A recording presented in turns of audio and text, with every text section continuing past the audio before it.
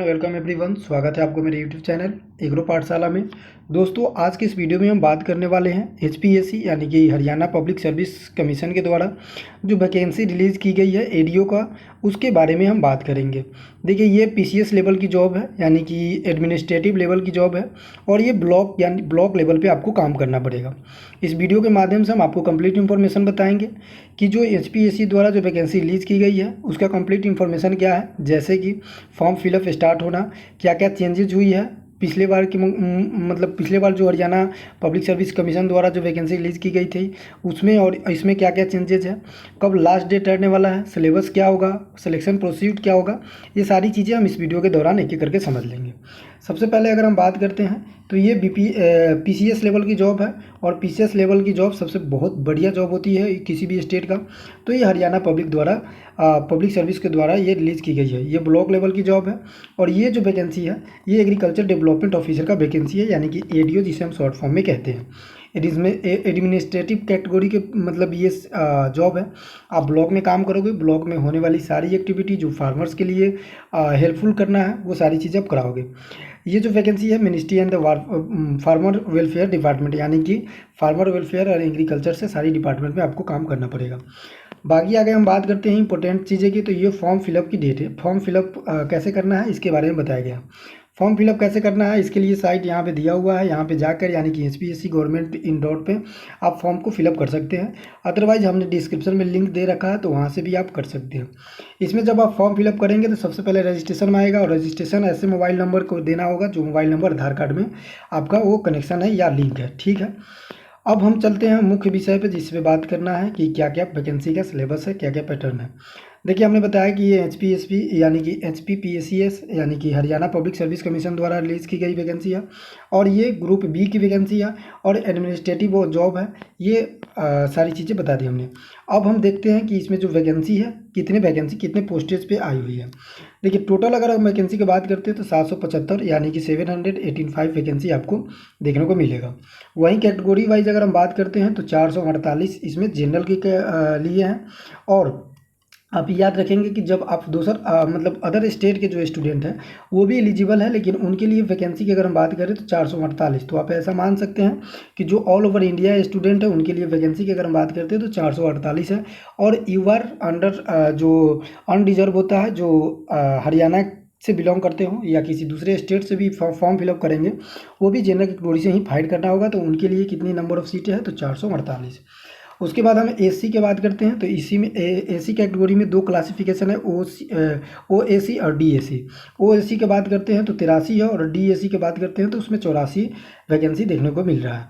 Backward class में backward BCA का मतलब होता है जो नॉन क्रीमियर लगाए हुए हैं, तो उनके अगर हम बात करते हैं नंबर ऑफ पोस्टेड की तो 57 है। बाकी जो बीसीबी है जो नॉन क्रीमियर लेयर नहीं है उनका हरियाणा का, तो उनके लिए नंबर ऑफ वैकेंसी 24 है। ठीक है, उसके टोटल वैकेंसी की अगर हम बात ईवीएस के बात करते हैं ईडब्ल्यूएस के, तो उसके लिए 89 है। बाकी इसी तरह से आपका टोटल वैकेंसी कितना हो जाता है तो 785 यानी कि 785 वैकेंसी हो जाता है, जो कि मोर देन सफिशियंट है। ठीक है, अब इम्पोर्टेंट डेट का बात कर लेते हैं। ये डेट कब से फॉर्म फिलअप स्टार्ट हो जाएगा तो ये 5 अगस्त से ये फॉर्म फिलअप स्टार्ट हो जाएगा। जैसे 5 अगस्त आएगा तो आप फॉर्म फिलअप करना चालू कर देंगे। उसके साथ अगर हम बात करें कि क्लोजिंग डेट यानी कि कब बंद हो जाएगा तो 25/8/2025 तक। और कब तक चलेगा तो ये 5 बजे तक आपको फॉर्म फिलअप का ये चीज़ें रहने वाली हैं। तो मोटा मोटी अगर हम बात करते हैं तो 20 दिन का आप समय है, इन बिटवीन आप इस फॉर्म को फिलअप कर लेंगे। बाकी क्लोज डेट हमने आपको बताया कि 28/5/2025 को 5 बजे तक ये क्लोज हो जाएगी। कहाँ पे आपको अपलोड करना है यानी कि कहाँ पे आप जाकर फॉर्म फिलअप कर सकते हैं तो आप एचपीसीएस के जो वैकेंसी यानी कि एचपीसीएस का जो लिंक है वहाँ पर जाके आप फॉर्म को फिलअप कर सकते हैं। ठीक है, अब आगे हम समझ लेते हैं। डेट के बारे में हमने बता दिया कि डेट क्या क्या होने वाला है। वैकेंसी के बारे में बता दिया कि कौन वैकेंसी आने वाला है। नंबर ऑफ सिलेबस मतलब नंबर ऑफ पोस्टेज के बारे में हमने आपको बताया।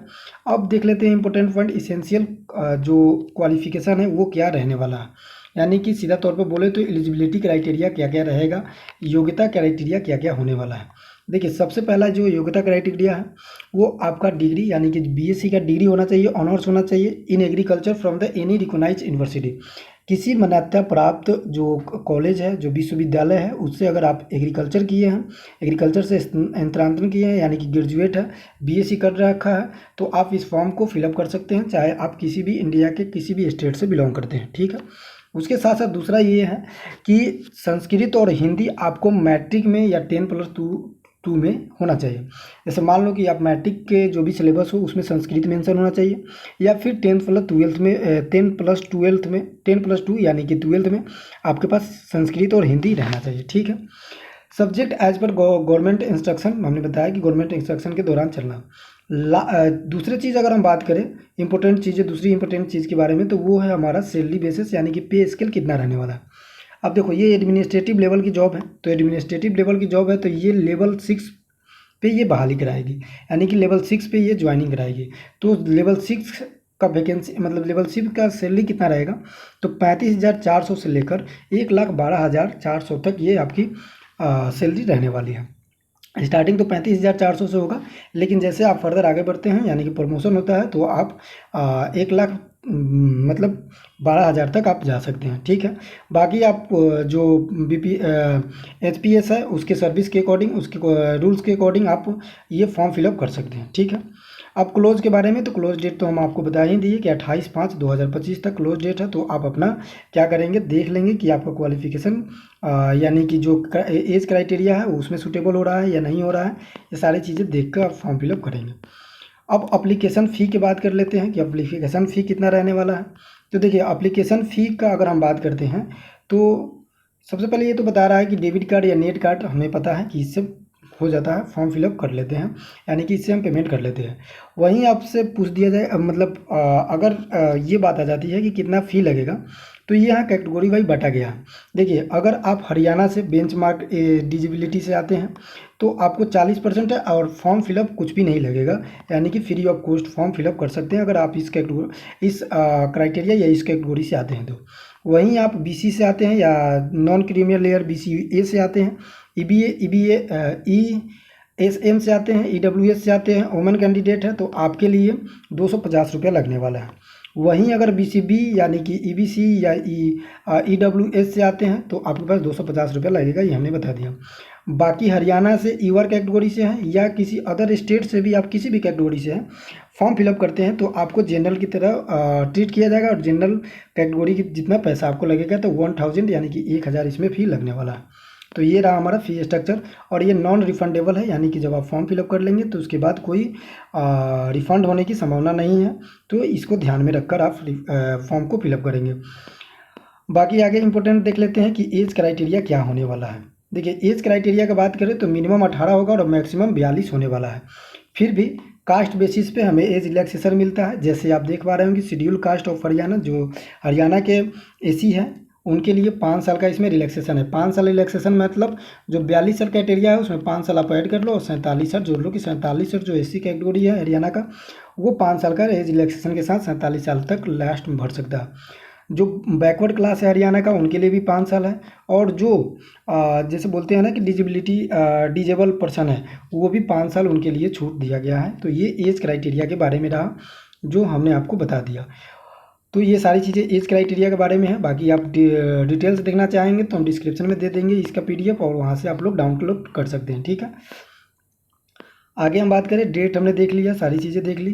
अब आगे बात करते हैं कि फॉर्म फिलअप का प्रोसेस आगे का कैसा होने वाला है। बाकी यही गवर्नमेंट के बारे में जो भी बताया जा रहा है कि ऐसे ऐसे इंपॉर्टेंट होने वाला है, ये सारी अपडेट है। तो ये सारी अपडेट आप देखेंगे और सारी अपडेट एक एक करके ये यही बताया जा रहा है कि जब आप फॉर्म फिलअप करेंगे तो आपका name, examination name, application number, roll number, ये सारी चीज़ें मेंशन करना पड़ता है। तो अब इसी बात है कि जब आप करते हैं तो ये सारी चीज़ें हमें पता होती है कि क्या क्या करना है, क्या क्या नहीं करना है। ठीक है। अब आगे की तरफ चलते हैं और आगे में इंपॉर्टेंट हम इंस्ट्रक्शन देख लेते हैं।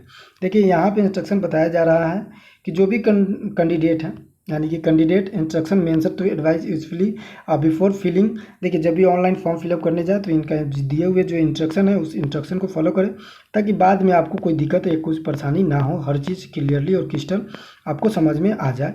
और क्या क्या फॉर्म फिलअप करने के दौरान क्या क्या चीज़ें लगेगी, जैसे कि स्कैन फोटो ऑन कैंडिडेट का, उसके बाद scan signature, scan copy degree जैसे मार्कशीट हो गया, एजुकेशन क्वालिफिकेशन, ये सारी चीज़ें लगेगी। इसमें सारी चीज़ें बताई हुई है, आधार कार्ड वगैरह सारी चीज़ें लगेगी।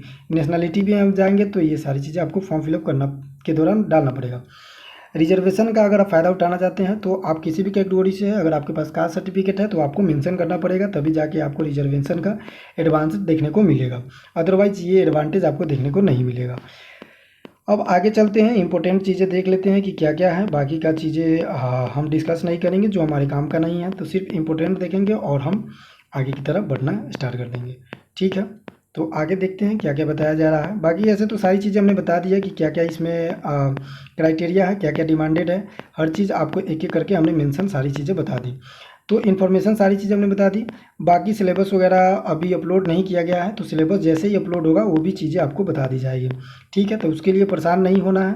और मैं एक चीज़ आप सबको बता दूं कि पिछले साल जो हरियाणा बोर्ड का एग्ज़ाम हुआ था, यानी कि एग्रीकल्चर डेवलपमेंट ऑफिसर का जो एग्ज़ाम हुआ था, उसमें क्राइटेरिया दूसरा था और इस बार क्राइटेरिया दूसरा रहने वाला है। पहले जो एग्ज़ाम हुआ था तो उसमें सिर्फ सब्जेक्टिव जो एमसीक्यू हुआ था वो हुआ था, यानी कि मेंस आप बोल सकते हैं, और डायरेक्ट इंटरव्यू ले लिया गया था। इसमें बताया जा रहा है कि स्क्रीनिंग किया जाएगा। स्क्रीनिंग डेट मीन्स कि आपको अभी तो क्राइटेरिया नहीं दिया गया है, लेकिन जैसे ही फॉर्म फिलअप स्टार्ट होना हो जाएगा या फॉर्म अगर ज़्यादा फिलअप हो जाता है तो इसमें इन्होंने एक क्राइटेरिया रखेगा। उस क्राइटेरिया में अगर जो बच्चे फुलफिल आते हैं तो वो जाके फॉर्म फिलअप कर पाएंगे। यानी कि स्क्रीनिंग का मतलब ये है कि इसमें क्या किया गया है, बदलाव क्या हुआ है, तो प्री होने वाला है, मेंस होने वाला है और इंटरव्यू होगा। प्री पास करेंगे, मेंस में जाएंगे, मेंस के बाद इंटरव्यू में जाएंगे। तो ये रहा हमारा कंप्लीट इन्फॉर्मेशन, जिसमें हम लोग देखे हैं कि हरियाणा एडीओ का क्या क्या वैकेंसी के रिक्वायरमेंट है और क्या क्या पोस्टेज आई हुई है। नंबर ऑफ पोस्टेज की बात करें तो 785 आया हुआ है, जिसमें जनरल का 448 है और एग्रीकल्चर अगर आप ग्रेजुएट हैं तो आप इस फॉर्म को फिलअप कर सकते हैं। उसके साथ साथ इंडिया के आप किसी कोना से हैं, यानी कि इंडिया के किसी भी स्टेट से हैं, तो आप फॉर्म फिलअप कर देंगे। वहीं यही बात है कि आपको जनरल कैटेगरी से फाइट करना पड़ेगा। बाकी ये कंप्लीट इन्फॉर्मेशन है। आपको कोई भी डाउट होता है तो आप ज़रूर मैसेज कीजिएगा। उसके साथ साथ इसमें जैसे सिलेबस आता है हम आपको सारी चीज़ें एक एक करके अपडेट देंगे। बाकी अगर आप चैनल पर नए हैं तो सब्सक्राइब कर लें, टेलीग्राम से भी जुड़ के डेली क्वेश्चन प्रैक्टिस कर सकते हैं, जिससे आने वाले एग्जाम में आपको काफ़ी हेल्प होगा। बाकी मिलते हैं नेक्स्ट वीडियो में, जब तक के लिए धन्यवाद।